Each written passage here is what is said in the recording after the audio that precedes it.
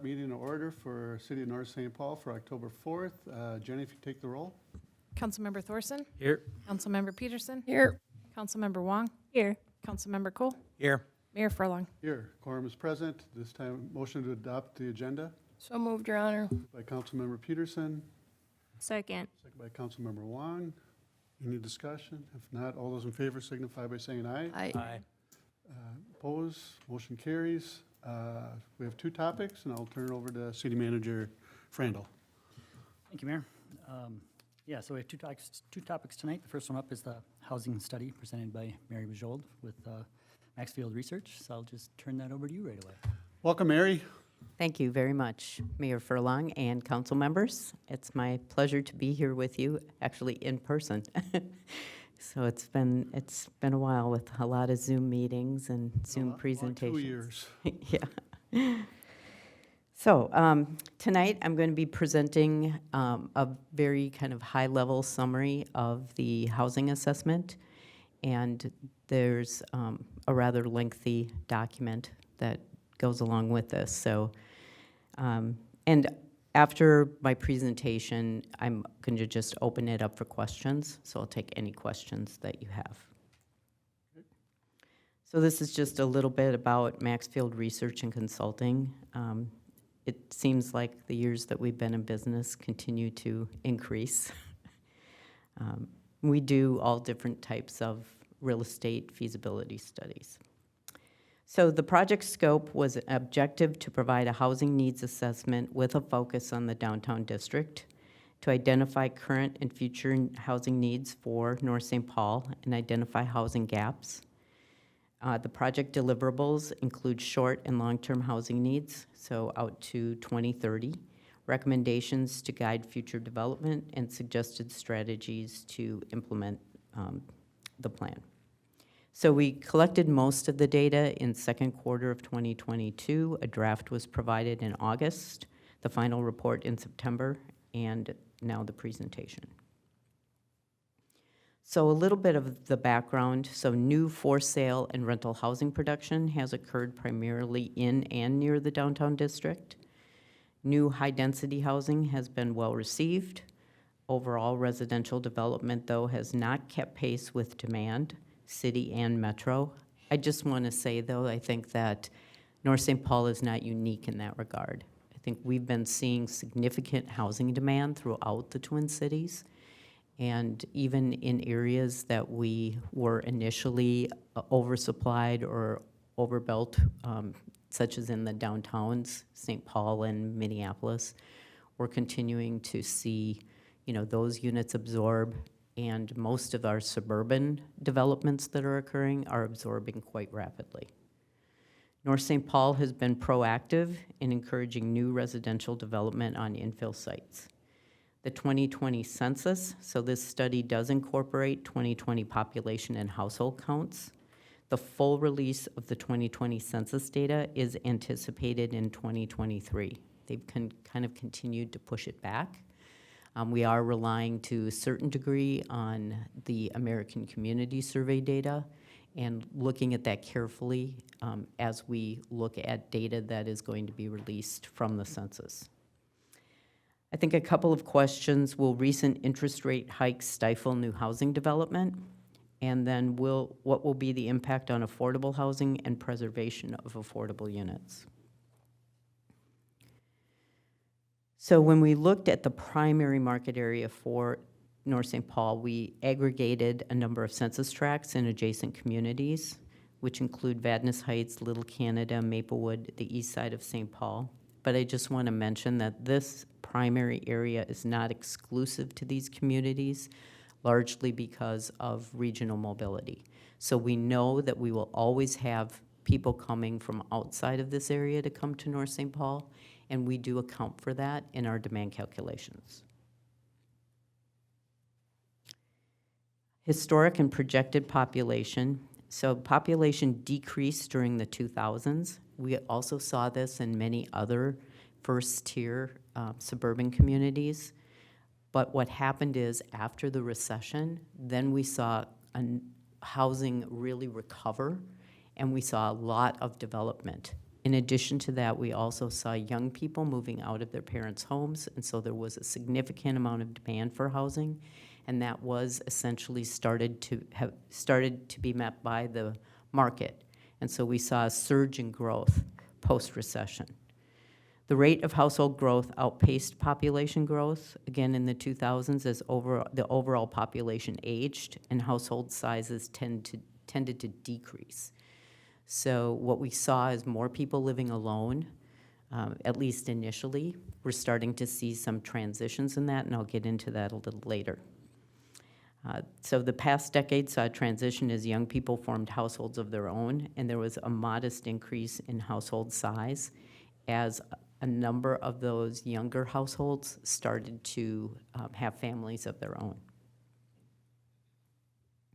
The largest age group is estimated at this time to be those 25 to 34, and then followed by 35 to 44 in North St. Paul, but the highest growth rate is for those 65 and older.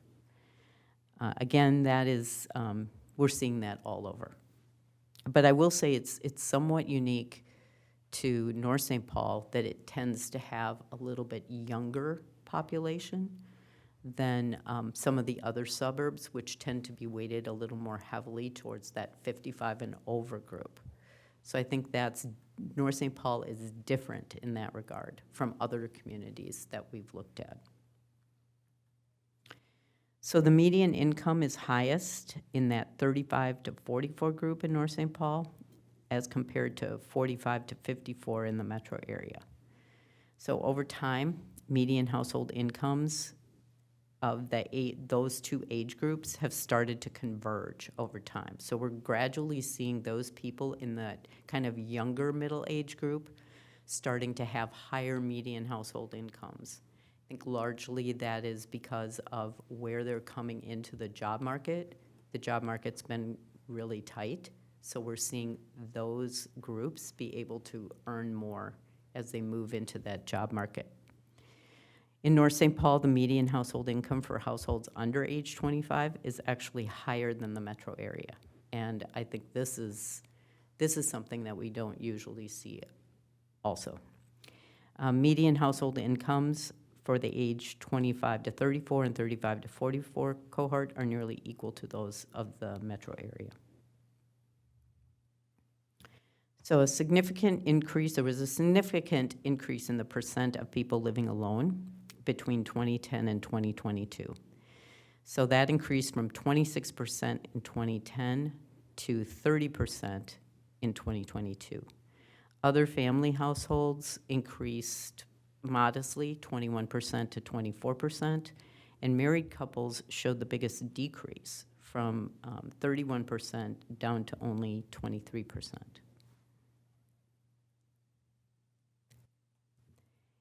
So there's an increased proportion of households now that rent who earn incomes of $50,000 annually or above. So since 2010, the number of households with incomes of $50K or higher that rent has increased modestly against ownership rates. Also, the proportion of households with incomes less than $15K has increased. So I think we're seeing again that dichotomy. So we have more households in that upper income that are renting for lifestyle reasons, but we also have an increase in that kind of low income, very low income group of people who really need that affordable housing. So a higher proportion of middle income households also actually shifted over to ownership. And that's what we really want to see. And we want to see that happen, and that actually did occur throughout the primary market area. So North St. Paul is both a job exporter and importer. So there were about 4,154 jobs. That doesn't include self-employed people in 2021. In the key industry sectors are education and health services, which accounted for 69% of that. Construction was 12%, and manufacturing was 4.4%. The average weekly wage for jobs that are physically located in North St. Paul was $45,552 annually, compared to $70,616 in Ramsey County.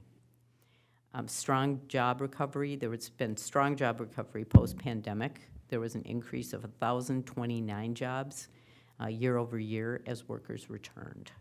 And that's specifically in North St. Paul.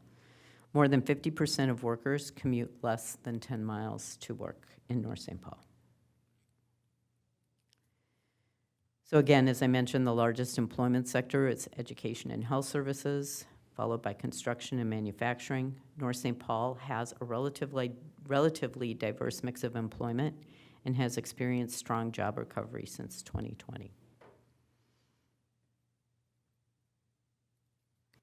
So there's very low rental housing vacancy rates in North St. Paul, even despite the fact that the community has added new rental housing. So the most recent was 1.9%, which is the market equilibrium rate is 5%. So it's well below the market equilibrium rate. And Twin Cities Metro was 3.6% at that same time. Average monthly rents, so the average monthly rents for North St. Paul on the left side are a little bit lower on average than those for the metro area.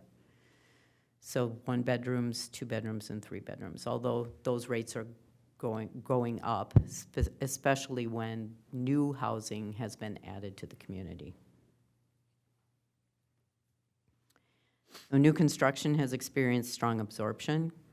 So in the overall market area, we looked at a number of new properties that have been added in that primary market area. So we specifically did a little bit closer dive on 7 new properties. They had a stabilized vacancy rate of 2.6%, which again is still low. The average monthly rent, though, you can see how much higher that average monthly rent is among new properties. So 1,697, which is quite high. But it's in keeping with what we're seeing in the market. Affordable and subsidized properties, so there were 312 units in 2 properties. Those were specifically in North St. Paul, and they had a 0% vacancy rate.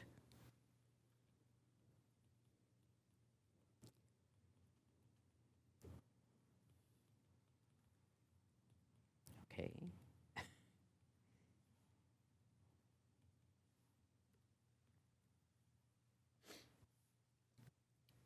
Why does this not want to go anywhere?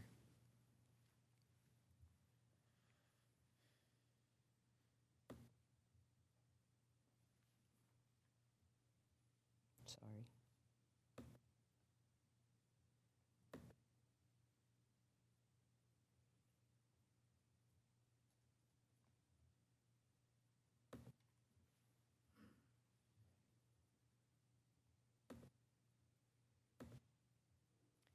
So this shows a senior housing continuum. So when we look at senior housing, Maxfield separates that out into different service levels, and we analyze each service level differently. So the senior housing inventory, we looked at 340 units. Actually, it wasn't over 13 properties. It's actually over 3 properties, sorry. 3.6% overall vacancy rate. So we had active adult for sale, so that was 77 units. There was a 0% vacancy rate for those. Subsidized units also had a 0% vacancy rate, and independent living had 0% vacancy rate. And this just is not North St. Paul. This is North St. Paul. just North St. Yeah, this is only North St. Paul. And then Villas of Oak Park, is that? yes. That's part of North St. Paul? I believe so. Or, it's not Villas of Oak Park. I think it's, sorry, it was Oak Hill. It's not Villas of Oak Park.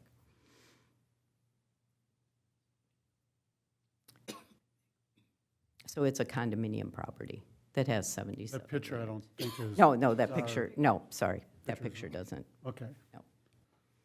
So the assisted living is 72, had 72 units of total, and they had a 4.2% vacancy rate, and then memory care had a 5.7% vacancy rate.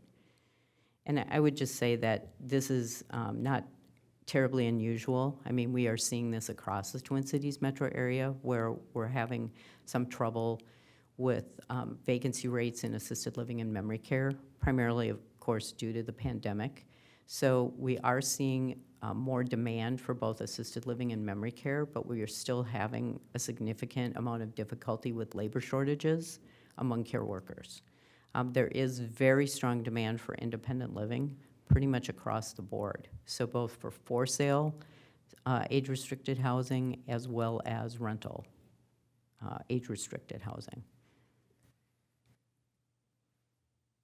So sales activity dropped a little between 2016 and 2019, but increased dramatically in 2020, largely due to new construction. There has been a steady rise in the median sold price. It escalated more rapidly over the past 2 years, and we've seen this across the metro area, where the average annual appreciation in home prices just ballooned up over the past 2 years. There's historically been a low inventory, both in North St. Paul and in the metro area, pretty much since over the past almost 4 years. We've just really seen inventories continue to drop as prices have escalated. So in 2021, a record high of 291,000 for the median. Again, the months of supply, as you can see, typically before we entered into the post-recession, our average months of supply was somewhere between 5 and 6. We have been down at this kind of 2 to 1 month of supply for probably about the past 3 to 4 years. So this is just a little bit about how we look at demand, and we look at household growth and tenure, turnover. We look at income qualified households, demand by products, look at assumptions and methodology for household growth, and then adjust for local factors.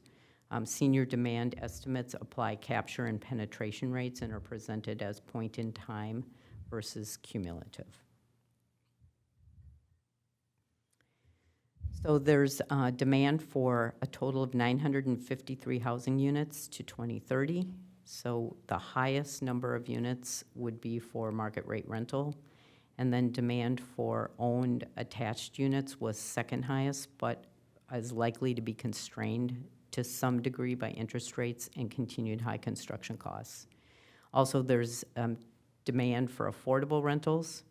I would say that construction costs for those also remain very high, and unfortunately, we are continuing to see per unit construction costs for affordable housing at times even exceed those for market rate.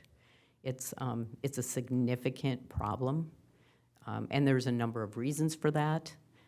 We have certain parameters. There are certain financing parameters that go along with trying to reduce that gap, and they oftentimes have to have multiple layers of funding. There's the syndicators also sometimes dictate that as well in terms of how the project needs to be designed and the quality and unit finishing details. We are seeing some developers try and make strides to do what we call market rate affordable units. There have been a couple of projects, and we are seeing some of that too in terms of modular construction. So trying to get more moderate rents by using different types of modular construction. So we identified demand for 424 units of senior by 2030.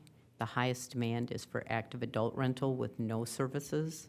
We're seeing this component. More private developers are now starting to look again at this segment and starting to develop more properties in this category. We went through a very long period of time where we had quite a bit of this type of development back in the 80s and 90s, and then there just was almost nothing during the 2000s, and now we're seeing them come back and start to look at this type of product again. So all of the independent living segments, both owned and rented, market rate or income restricted, exhibit very strong demand. Assisted living and memory care are still recovering from the pandemic and continue to be constrained by labor shortages, although demand is returning, primarily because of need.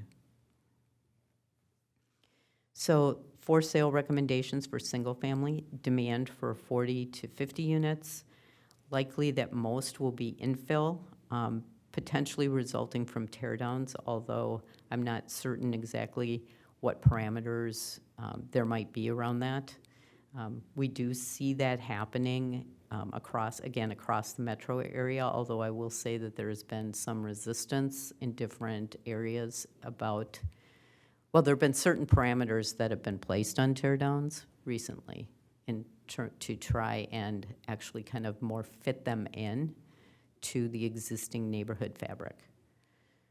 Demand tends to be at the upper middle price points when are putting in new housing, although I think that is largely because there's been less different type of product that has been put in for those infill units. It will be constrained in the short term, again, by high interest rates. So multifamily, demand for between 105 to 135 units. New association maintained product has been well received, and it tends to appeal to a very diverse group of buyer segments. So we see younger people, we see older people, we see people in the middle age groups. So we do tend to see these units be attractive to a lot of different buyer segments. Single level, of course, is always popular with older adults and seniors, but depending on the product and where it's located, I know sometimes that has been preferred, but we're seeing such significant price increases in that category that we've had a number of people kind of switch over to something that's even has multiple levels. Potential housing types, so that might be twin homes, row homes. There is, well, a number of years ago, we used to see more quad-style development, especially with single-level units. I've only seen 2 or 3 of those kind of come back in the metro area. Depending on the situation and how long interest rates remain high, we may see that product start to come back again.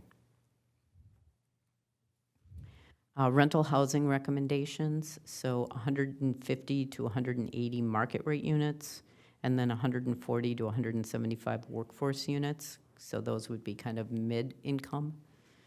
There's demand for all incomes, all household types, and all product types. So we have not been building, we just have not been building enough rental housing or enough for sale housing. So we're still behind. There's going to be continued significant demand through this decade and beyond for senior housing. Again, demand is greatest for active adult with no services and independent living. So a little bit about the takeaways. Growth increased in North St. Paul due to new housing development and transition of housing units to younger households. The largest age cohort, again, in 2022 was 25 to 34, followed by 35 to 44.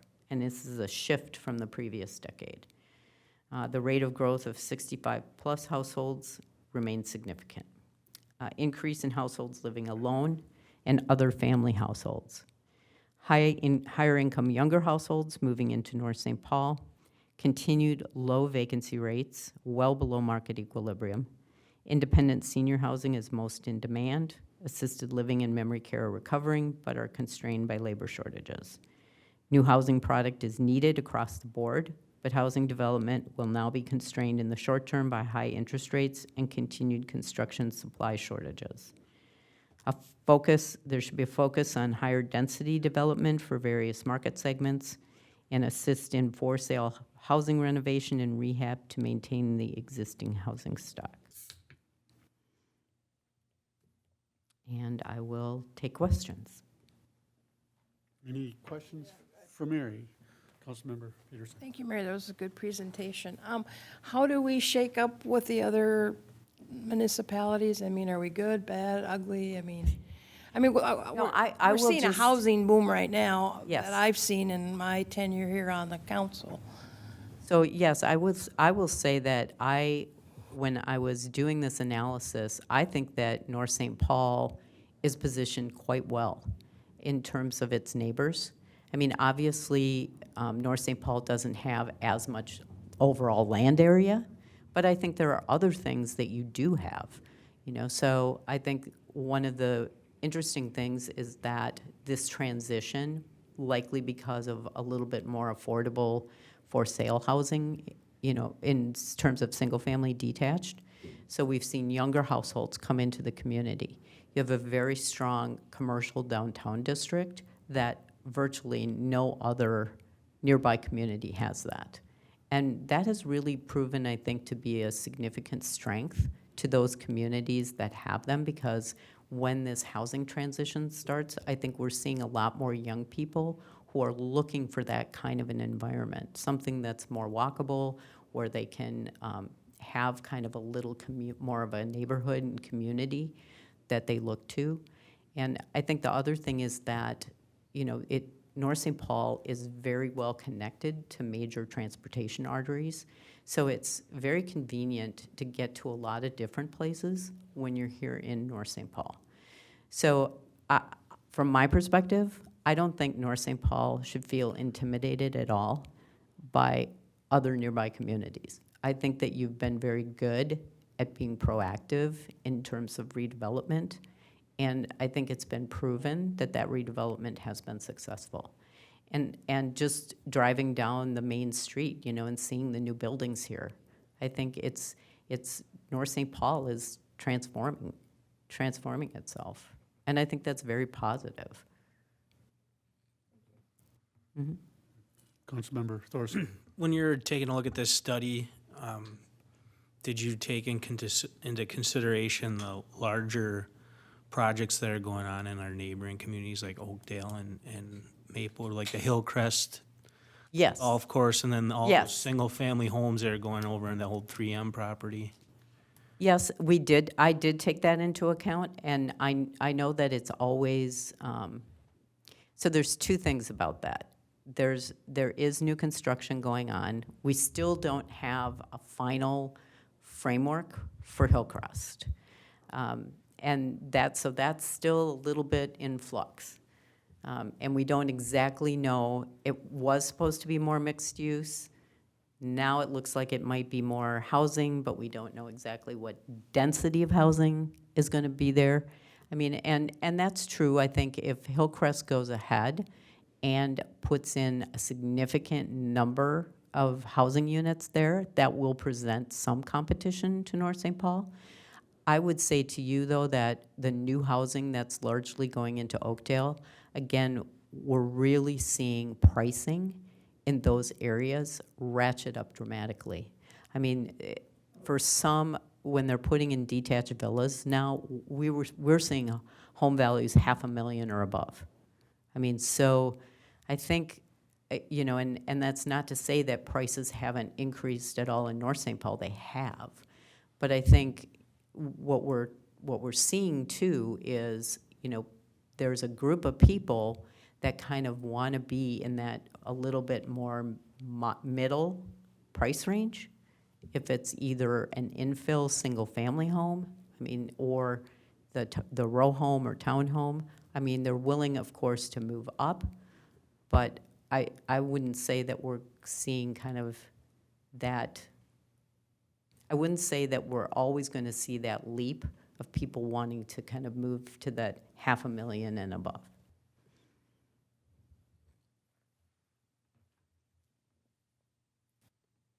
Yes. Yes, thank you for your presentation.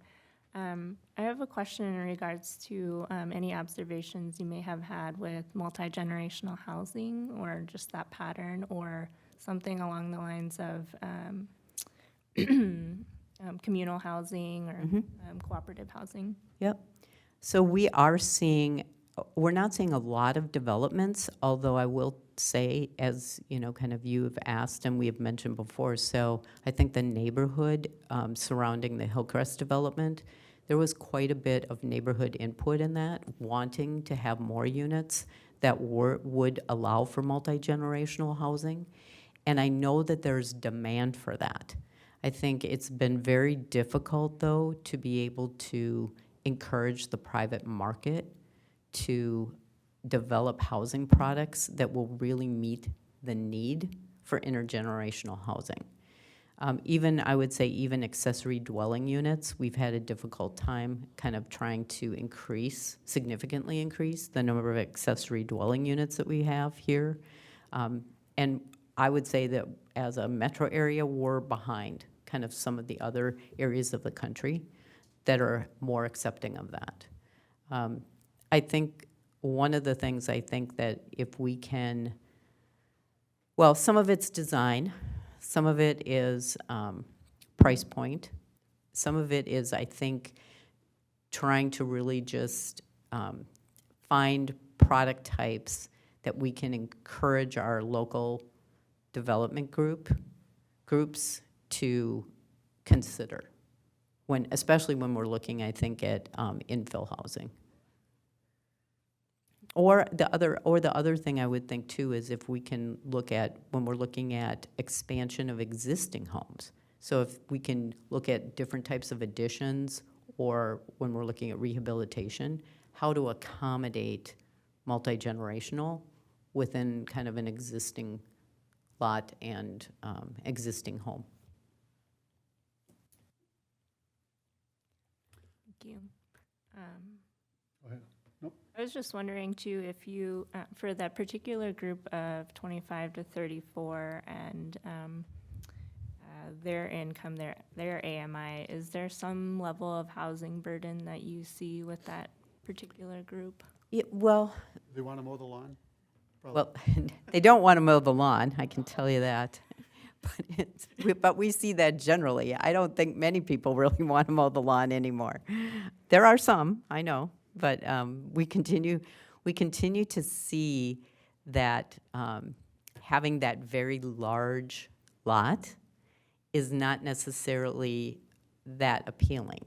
So even if so we tend to see, this happens a lot when we do infill, is we tend to see the size of the actual yard shrink and the house size increase. I know that there's been some contention in different communities back and forth about that, about where those actual lot lines should be. But I would say overall, we tend to, I think the two things that we tend to see is a larger home, but we tend to see also wanting at that really nice kind of backyard outdoor space that can include, you know, a deck, or it includes a garden. So there, I think we still do see that. You know, people still wanting to have that outdoor space is really important. Just not necessarily in just a lawn, though, that they have to mow. Did that really respond to your question, or Yeah, do you? certainly part Okay. of it, yeah. And I was just wondering, you know, within that age group, the where they stand in terms of housing burden. So I would say that it depends. So I think we do have, they definitely have higher incomes overall. So we've continued to see those incomes go up. I would say, though, that it's been more of a burden for them to be able to get into the ownership market, again, because of student debt or other types of situations that they may face. I think, again, that whole idea that I think we need to look at some type of alternate housing products, the way we construct housing, to be able to make building home types kind of more affordable to younger people so that they can get into that home ownership vein, I think is important. You know, and I guess as an example, I would talk more about then kind of that traditional small rambler or bungalow even with an expansion space. And there's a lot of younger people who actually have been purchasing those, but then they've been adding on to them as they can, as their families grow. Thank you very much. You're welcome. It's kind of interesting. So we did the development, the M&I homes over on McKnight, and those are multi-level. Level? And they went, very fast, but the older population, they don't want that. It was that middle age Right. that was the need for that, and I think it filled up right away. I mean, they didn't sit around very long. But I would say, this study, this bottom line is what we're looking for our developers, because we're looking at the downtown here again, possibly putting another development project in downtown, and then also possibly across the street here, and this just reinforces the need for the housing in North St. Paul. So I know too that we do have, as households age, they really prefer to go that single level. And it's right now, we just have a big gap in the market. We have a gap between kind of what that group is gonna sell their home for and then what that new product is priced at. I mean, so they're selling, even if they're selling their home for like close to 300,000 or the high 200s, getting into that single level, it's a huge leap. And developers have kind of just almost kind of run away with kind of the villa style, all of the features and amenities. And I mean, that product has been successful too. But I think we're still seeing that gap in the market for where do people who want to sell that home kind of move to that middle price point. We used to have it. Right. We used to have that middle group for those single-level twin homes or even the quads. And we don't have it right now. I know quite a few people who have downsized, and it costs them more to downsize. Smaller unit, but Yes, it's a newer unit, and right. yeah, so. Is that me? Again, the study, has a lot of data for us to be able to forward think on our housing for. Well, and I'm always open to additional questions too. So if, there are questions and people want to send questions over, I'm happy to respond to them. I just last quick question, when you're talking about these things, I was thinking about we have a HRA program where we have been essentially buying up dilapidated homes and tearing them down and then building new homes, but most of the new homes we've been building have been large, and I think you could call them expensive. The last one we did on 19th, we bought it, I think it was for like $150,000 around there, and tore it down and built a newer home that the original plans were downsized, but it sold for $460,000. And now we recently bought another home and tore that existing home down, and they're doing a lot split, and they're gonna build 2 similar houses to that. But it sounds like kind of what you're saying is there's a real demand for maybe smaller, more affordable homes for those first-time home buyers, or just younger families that are maybe looking to just, they can't Start find a out. place, they can't afford a $460,000 home. Right.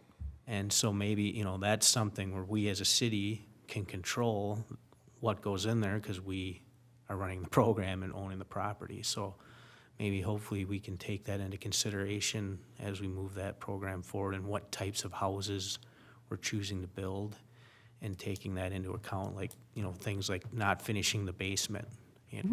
Absolutely. And like you said, maybe build it smaller, but give them options to expand in the future Right. if they want to, so. No, I think that those points are all very well taken, and I totally agree with you. Thanks. Anybody else?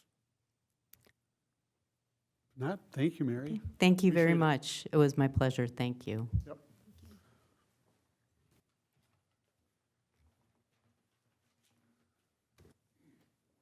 Letter B. Yeah, thank you, Mayor. I think we'll throw this over to Dr. Waldron to get us caught up where we're at now and where we're moving forward. And before we get into the Wold Group come up and discussing, please. Thank you, Honorable Mayor, members of the council. We're ready for our next big step on the community center if you choose to go in the direction that we discussed tonight. Just a summary of where we are. If you remember the last time we talked, we talked about stopping the bleeding and getting the extended contract. And Ron was telling me that our bleeding has essentially stopped for now, and as the repairs have been made thus far, and they'll have heat this year and so forth. So we're now past that stage. And then if you recall, we were talking about, needing to figure out the actual costs of the repairs and then eventually figuring out what goes in there. And you subsequently authorized us to have a conversation with Wald to really figure out what that next step would look like. Your staff and myself had a really good working session with them, and the Wald Group has come up with what we think is a really positive approach that kind of deals with both situations at the same time. So what I'd like to do, if we could, is have Jonathan Luce from Wald come up and explain to you what he's proposing and how we could move forward. And then later on tonight, if you are comfortable with that, we do have the contract up for approval under your regular agenda.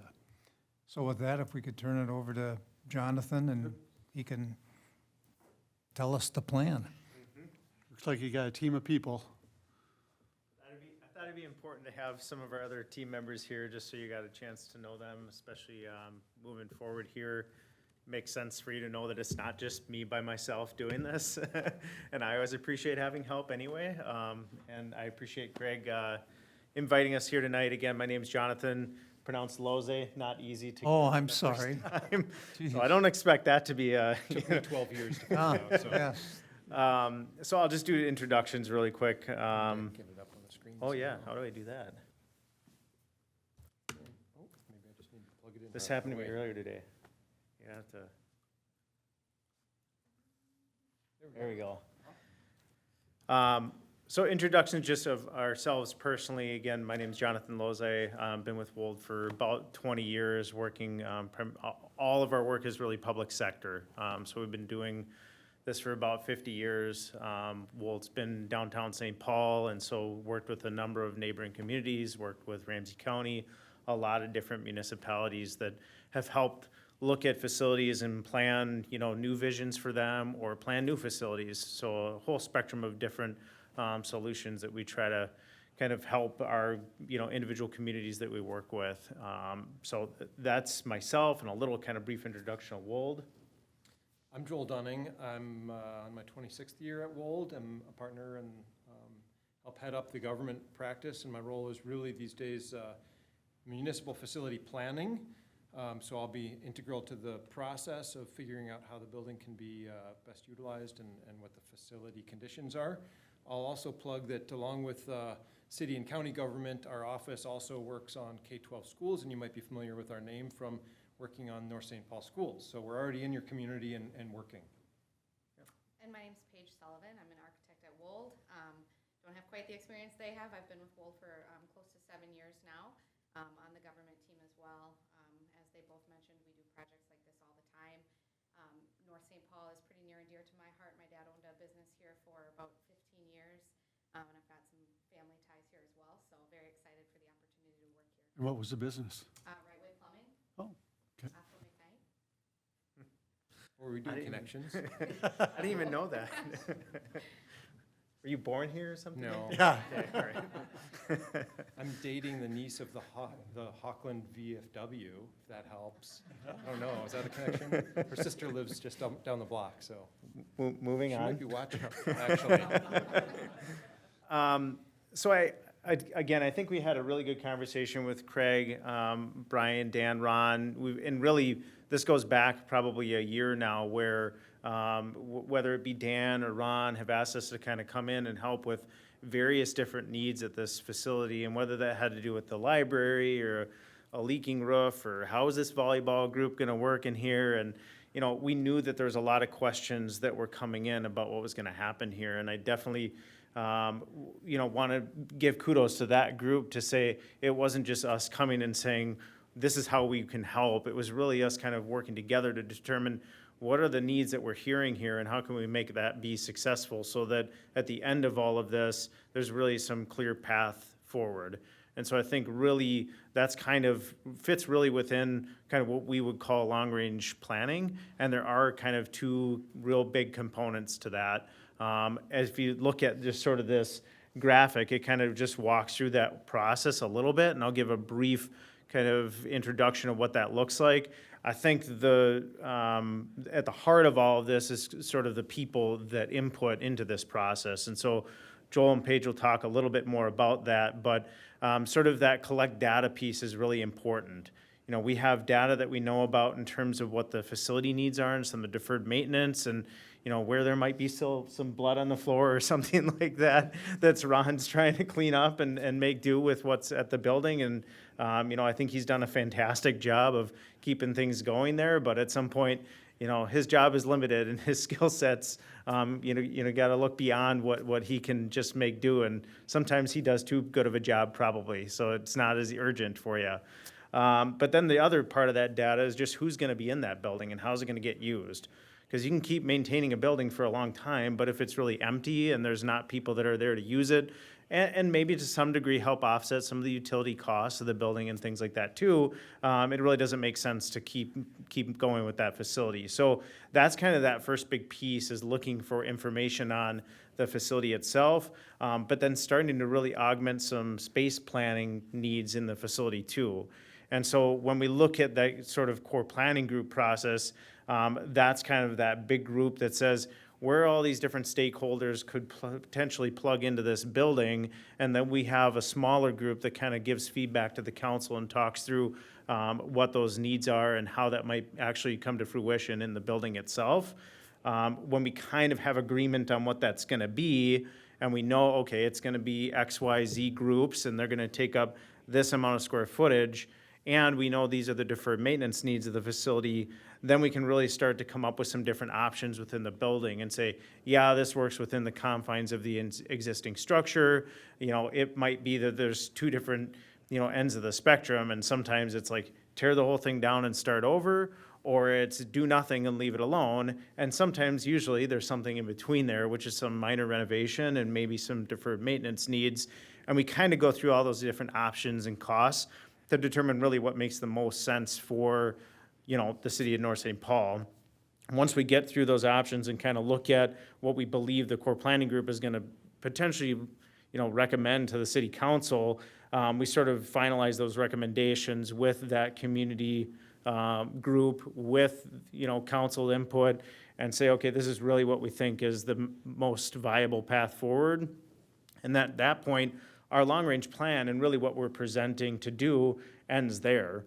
And then it's the choice of the city and council to decide if they want to move forward into potentially a design process that may come out of this. But again, like I said, it might be that do-nothing option where we found all of this information, we've given you that feedback, and then you decide that, okay, we know what the next path is forward, but it may or may not lead to some other sort of design decisions that need to go forward from there.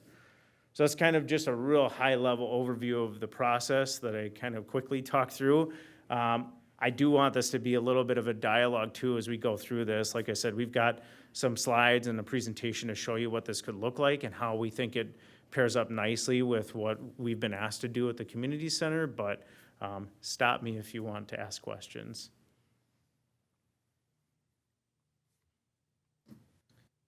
May I chime in? Yeah, so go ahead. So I think that one of the things that Wold believes is very important in any sort of process, whether it's a study or whether it's a design project, is having a high level of collaboration that drives a lot of buy-in from the community. There's this kind of fantasy idea or stereotype of architects just, working away and coming up with this master solution, but really it's a very collaborative effort. And being public sector focused, we know that we have to be accountable and help you be accountable to taxpayers for whatever the outcome of the decision is. And that decision has to be grounded in facts that you can lay out to people and say, this is why we made this decision. So on a process like this, I envision that there'd be stakeholders from anyone who might have buy into the building, potential use, Parks and Recs, certainly maybe a council person, city staff, all part of this core planning group that helps define what the overall objectives are.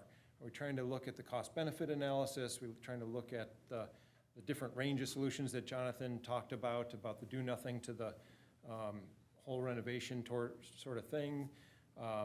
We're definitely going to need input from the community on what the potential uses are.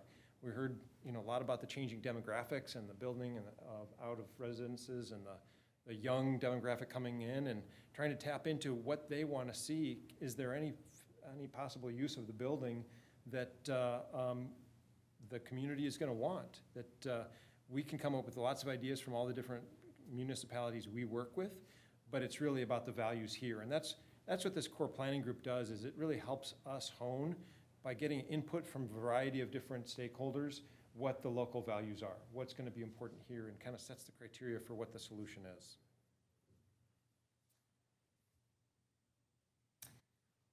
So just trying to build off of what Jonathan and Joel have said already is really it starts with the core planning group, starts with the council, then core planning group, and then we've got the stakeholder groups. We've got a number of example groups listed on here, but as Joel mentioned, it's really who's important to you guys or who's gonna represent the best groups in the city of North St. Paul that might use this space. So oftentimes we see, community members, we see partners from possibly the school district as part of these, what we call input givers that go on to these stakeholder groups. Oftentimes we see council members as part of, representatives as part of the core planning group so that, and sometimes they do also attend some of the stakeholder groups. But so what we do is we meet with all these stakeholder groups, we get as much data and information as possible, and then we bring it back to that core planning group. And then from there, after the core planning group has a chance to kind of, determine what's important, what's really rising to the top here, we're able to bring that back to council and do, a presentation to let you know everything that we've found out. So it's not a waste of time for everybody to kind of sit through all of these meetings. We're doing that for you. And then we're bringing forward just the brightest and best ideas that we've come up with.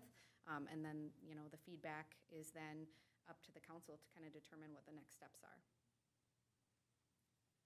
Yeah, like Joel kind of talked about, it's easy to envision us just sort of going back into our little closet and coming up with some ideas and then presenting it and seeing if it sticks or not.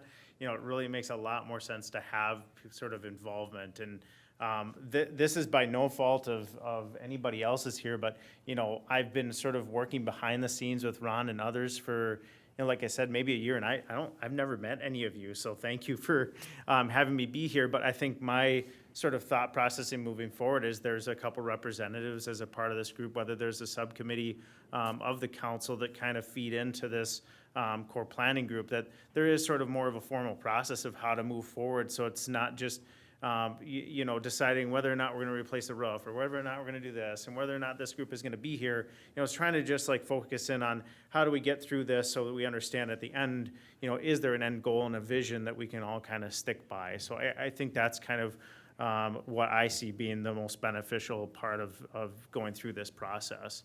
And then in a schedule, working with Paige just on kind of how we normally would kind of schedule this stuff out. I'll let her talk through kind of what that might look like a little bit. So this is just a draft schedule. This is something that we put together just to prepare for today, but so this is kind of, best case scenario. This is how we'd get through it. So core planning would start in October right away, and then we'd go through stakeholder engagement meetings throughout the month of November. Agreement on needs would then be in December through January. Design concepts, then we would work through February 2023. Stakeholder re-engagement would be back in February or March 2023. public engagement then we could have in March as well. And then, if we need to revise and reengage at any time, we would see that in April of 2023. And then overall council approval would be May 2023.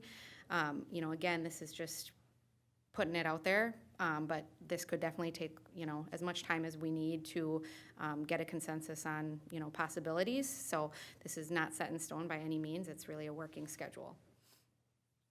Yeah, I mean, to be honest, what we find normally is not that we can always stretch the schedule out. Condensing it has less to do with our own efforts and has more to do with how often can we schedule meetings and get commitment from staff or those different community groups. You have to be pretty creative and make sure that you've got a work plan to look out and schedule those things ahead of time. And if that happens, then yeah, we've seen this happen in a much more condensed time frame. But we just kind of put something in here that made sense for right now, but certainly want to look at what might work moving forward and kind of adapt as we go as well. So I see that core planning group, that's kind of the ball of. That's the making heart everything- right there. Right. Yep. So, with the council potentially changing over, but we potentially could have three, still here. Yep. I think having them engaged as part of this should not deflect if there's a council turnover at the first of the year. I don't know. I don't see that as being a deterrent. No, I mean, there's five of you that have to make decisions for the future, and potentially in a few months there's a different group of five that have to do that, and if that means that core planning group, takes somebody that's still seated now and a new member, and maybe that's kind of a good mix to help a new council person kind of get up to speed on what's going on. That might be an option, but again, I think there's nothing fixed about that core planning group. We see people move in and out of that group as needed all the time. At the meat of it is really, staff and probably Craig being the one to really lead that group and ourselves being a part of it as a consistent face throughout that process.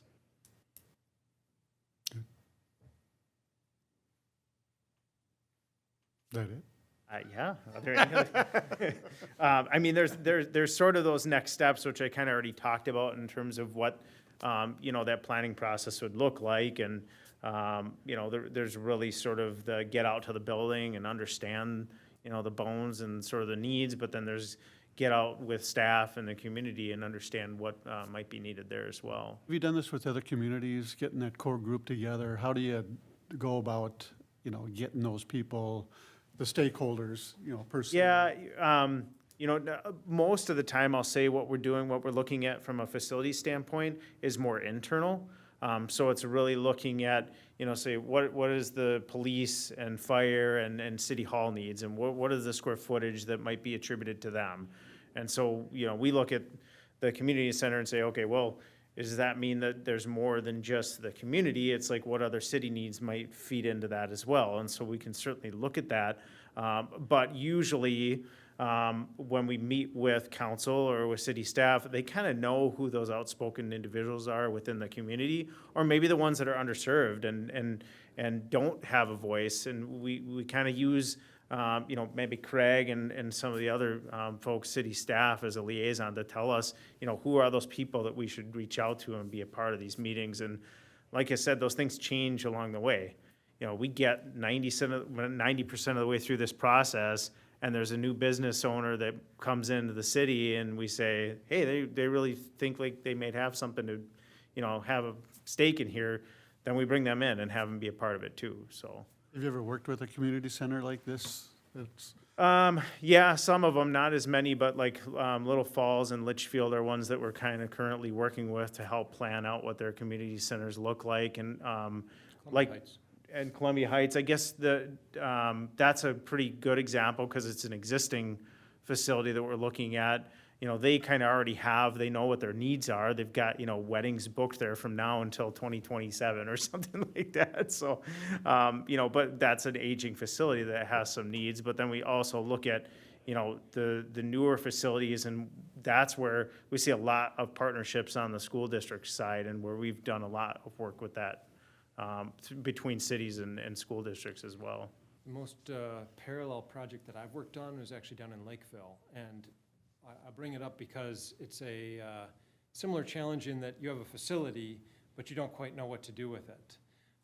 And there's, facility investments, deferred maintenance, things like that are a component. We designed a new police station for them, and they were left with this old police station and said, well, we don't want to just knock it down.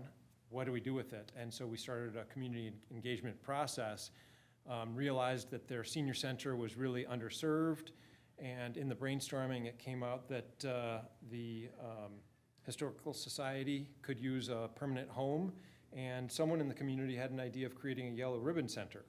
And it happened to be located on Heritage Avenue, so it became known as the Heritage Center. So it's senior center, yellow ribbon, and arts, kind of all under one roof. But it's a similar process where there was a structure, but no one knew what could go into it. And it was part of our job in a sort of pre-designed study to figure out what's the best use for it, and what would it cost to do that. And in that case, how could they even raise funds to do that? Because they didn't have anything budgeted. So that's the most similar that I'd offer up. Well, to me, it makes sense to have a core group, your stakeholders talking about it, and let's get a plan put together, and it kind of makes sense. Yeah, I think the other thing I'll say is what you don't see on here past the next steps is like any sort of implementation process. And really that's a longer term thing where, let's just propose there was sort of a renovation or something like that that came out of this. If the schedule still stands, then sort of potential design on that would start in the spring, and you probably wrap that up by the end of 2023. And so really construction would probably start in 2024. So that just gives this group kind of an overall mindset of what that kind of time frame would look like. And we've talked to Ron about that, and he knows that potentially that means the building just kind of stays as is, and he can keep it going for that amount of time. He didn't scream and run out of the room, so. The Band-Aids will hold. Good. I like the concept of getting that core group and how we go about getting those people, I think will be the challenge, not challenge, but I think there are stakeholders out there who'd be interested in being part of this group and having council, on there. We do have council members that can be on there, so. Craig, this is for you. When you had that meeting with the community, would some of those folks be possible stakeholders, or? I think they would be There's a couple strong individuals I remember. really good folks there. Yeah. Yes, absolutely. Okay, thank Do you. you think having that many can Yeah, let me go back too and just distinguish, there's kind of two different chunks here. So there's the core planning group that really helps make some of the decisions and help give feedback to the council. The stakeholder groups are really sort of ad hoc groups where we kind of get some input, and there might be like 1,000 different ideas that come out at those stakeholder meetings, but then really we're going back to the core planning group and saying, okay, what's really feasible here and what works, and we might do some fit plans, and you might have the indoor soccer guy coming in and saying we want to use it for that, and we'll go, sorry, it doesn't fit in there, So, I mean, there's kind of that reciprocal process there between stakeholder group and the core planning group. But there does need to be some feedback to that group so that, the community doesn't say, we want all this, and then we come back and council says, nope, we're only gonna do this. Well, they didn't hear any of that. And so you need to have some meetings along the way just for open communication. Would you say it's fair that another term for stakeholder group might be focus group? Yeah. That, we might go have a Yeah, focus group meeting that's- with a school district and say, how does this facility might fit in with what you're trying to accomplish? Certainly we'll talk with EDA.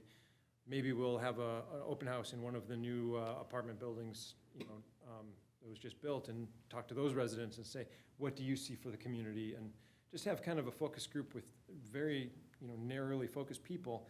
I don't think we want all of those represented on the core planning group because we don't want arm wrestling about, no, I want it for my purpose. The core planning group more has they're wearing the hat of, they want the best investment long-term for the community that's gonna be the best use for that building. And something too that we established early on with the core planning group is to set up, some goals and objectives for the project, so that, when we're meeting with all these stakeholder groups, as Jonathan mentioned, we might come up with 1,000 different ideas. it's really hard, you know, to come back after the fact and, you know, make rules based on what's possible. So if we have those, you know, goals and objectives set up early on in the process, then we're always kind of looking at, you know, these possibilities that come up and weighing them against the goals and objectives. So it's, you know, kind of sets up some boundaries that makes it a little bit easier to make decisions later on. Craig, you got any input? Honorable Mayor, members of the council, not really anything beyond what I had said before. I'm just really pleased with what they came up with, and I think it really provides a viable path forward, particularly because beyond stopping the bleeding, we're not spending $2+ million before we know exactly what's gonna go in there and what's doable. So I think it's a very good process, and I think we should take a close look at it. Do you think having a, you know, a plan like this, it helps with potentially funding, bonding, you know, if we were to go down that path later? Having some sort Absolutely. of plan? Absolutely. I mean, just to show the effort and that, I mean, they're gonna come up with dollar figures for us based on what shakes out here. And so it shows really a significant planning effort. This just isn't North St. Paul saying, getting us in, you know, get us in the bonding bill and so forth. Come see the building. Here's what the community's saying, and here's the financial plan to get at it. So it'd be extremely helpful. Any questions? Other questions? I maybe have some overreaching comments as opposed to questions, and I may have a challenge. One, I'm excited. Thank you very much for the presentation. I think this is exciting. I think every one of us up here, when Craig asked us what we wanted to do with the community center, all had different opinions. And I think that's great, and that makes it for what it is, but I'm very excited about not being closed-minded and yet being open-minded to what your group brings forward, what the community feels they want, what we want to do with the property. So that excites me. And I understand the timelines that are laid out here, and I heard that the timeline's going to be tightened up. I heard that the timeline, this could be best-case scenario. I guess I feel that I have a responsibility and accountability to the taxpayers and the residents. We have a current tenant that has a lease there through June. I heard construction timing somewhere in 2024. The challenge is, can we continue to go through this process and maintain either a current tenant or attract additional tenants for that shorter period of time? Because what I don't want to see is the full cost of the maintenance of the building falling burden upon the residents and the taxpayers in that planning period. Have you worked through some of that? Has that been out there before? You know, I talk about it in this like very black and white way that the outcome is like, here's the vision and here's how to implement it, right? Sometimes it's not that. Sometimes it's, well, we know that so far we're halfway through this process. We know we're not talking about any sort of building expansion. We know that internally, you know, things are going to probably work pretty well within the, you know, different stakeholder groups that we've talked to so far. You know, maybe there's some moving around of the interior stuff, but we might find that, you know, by and large, we probably need to reinvest in this facility, and here are kind of the top 5 things that need to be done right away. And so it might be that there's some separation as we move through this to say, let's continue with the roof replacement, some mechanical systems replacement, and some of those, you know, high priority items, so that you do continue to maintain a facility and have it be viable for current tenants, but then you're not having to come back and spend money twice on it. And so once we get partially through this process, I think we'll know which ones we could touch and which ones we may not want to mess with, because it could potentially put you at risk for having to put money over top of itself. And meanwhile, maintaining a tenant of some type so there's revenue? Yeah, I mean, honestly, I think a lot of it has to do with just listening to the tenants too and saying, well, what do you need? Okay, well, I don't want it to drip on my head anymore. Okay, let's do a little repair job here. That's not gonna put you into, serious financial trouble as far as I know, so. Thank you. Kenny? Yeah, Yeah, I'll just provide some comments. I'm in the minority here, so, I've, where I struggle is that, the decision's already been made in my mind 10 years ago to close this facility. And then we keep calling it the community center, but it hasn't operated as a community center in over a decade. And a lot of the reasons why we closed that facility were outlined in an assessment that we did internally. I know I gave a copy of that to Dr. Waldron. I don't know if you'd had a chance to review that, but they kind of took a look at a lot of factors on why the facility was failing, and one of those areas they looked at is just how it was, in our area, there's so much duplication of fitness centers and rec centers, and we're talking about the school district and all their facilities. I mean, we're 3 square miles, and the school district, I don't know what their percentage is, but they take up a big chunk of land here. They just recently closed L.C. Webster Elementary School, and I don't know if they've got a final plan for that, but I'm sure they're not looking to sell it to someone to redevelop it. But, you're talking about stakeholder groups. I sure hope that there's some sort of taxpayer advocacy stakeholder group, because, we know what we know now is that it's gonna cost at a minimum of deferred maintenance of $2 million. And to me, we're doing this backwards, it's like we got this thing, we don't know what to do with it.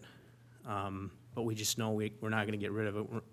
They voted not to sell it, which potentially could change with a new council. My fingers are crossed for that, but, it's like we're trying to figure out what we wanna do with it, but then we know we got all these costs, and then meanwhile, we do have someone in the facility who's paying rent. But essentially, we're driving them out by the decisions we're making, and yeah, we are gonna face a point where they're gonna leave, and we're gonna front the full bear of this facility. So it is gonna be a hit on the taxpayers, and it is gonna come through either increased fees or a levy. And so I think it's important that people realize that, so, I understand that, what your guys' part of what you're doing here is to give us that potential use, and who knows what comes from that, but it'll be interesting to see who these shareholder groups are and who the core planning group is. So here, we got different opinions up here. Yep. I look at 10 years ago, it's a lot different than it is now. We just went over a housing study, and we've got new people coming in, we got new buildings going on. The needs are different than they were 10 years ago, so that's my opinion too. Anybody else? Not, thank you. If you want to add anything else before you leave, otherwise, I think we'll look at it. Will be on the agenda this evening. Yep, okay. Thank you, appreciate it. Council, thank you, appreciate Thank you your for time your tonight. presentation. Thank you. City Manager Frandl, Thank you, Mayor. That is all that's on the agenda for tonight. all you got? You can't add anything else? That's it. All right. Nothing else? We'll have a motion to adjourn. So moved. Moved by Councilmember Cole, second by Councilmember Peterson. Any discussion? If not, all those in favor signify by saying aye. Aye. Opposed? We are adjourned. What's that? You say that in your sleep. Yeah. Say that. Say that in your sleep. Yeah.